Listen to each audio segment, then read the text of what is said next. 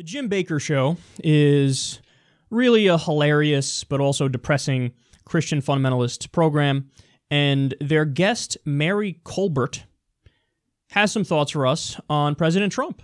It's not that Donald Trump is all that perfect of a guy. We all know he's not.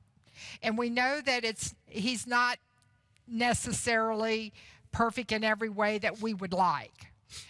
That's not how God works. He works through the ones he chooses. Right. We don't choose them. No.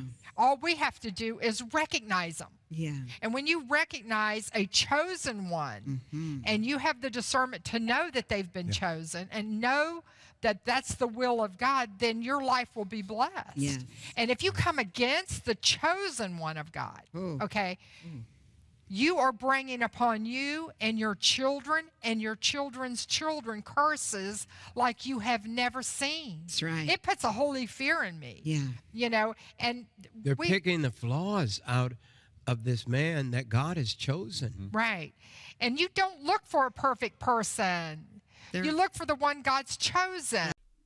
This segment is a public service announcement in case you forgot briefly just how fucking crazy some people are. I mean, you just saw what you think you just saw. Your eyes aren't lying to you. Your ears aren't lying to you. God chose Trump. There will be curses against you and your kids' kids if you go against Trump. And stop picking the flaws. Stop picking the flaws of the one who's got a higher purpose that was sent from God. You can't pick his flaws. So think about what they're arguing there. They're arguing, shh, zero dissent allowed. Don't criticize. Don't say anything. Don't have an opinion that deviates from their norm. I mean, that's profoundly dangerous stuff. That's like the textbook definition of authoritarianism.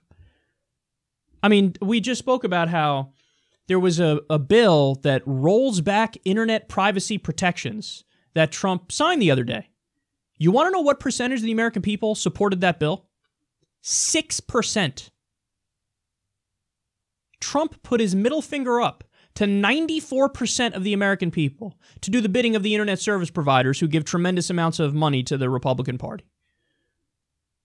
And he says, why are you picking the flaws?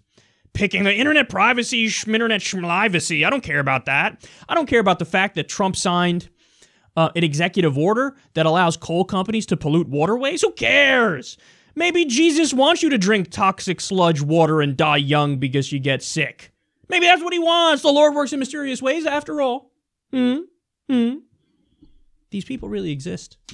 They think God chose Trump. God chose, I grab him by the pussy, I don't even wait, Donald Trump. God chose, we have to take out their families, Trump. We have to take out kill civilians. That's terrorism. God chose terrorist Trump. That's who he chose. He chose the guy who wants to torture. He chose the guy who increased military spending by $54 billion. Who would Jesus invade? Turns out he'd be involved in at least 7 different interventions because that's what Trump owns right now. People like this really exist. It drives me crazy.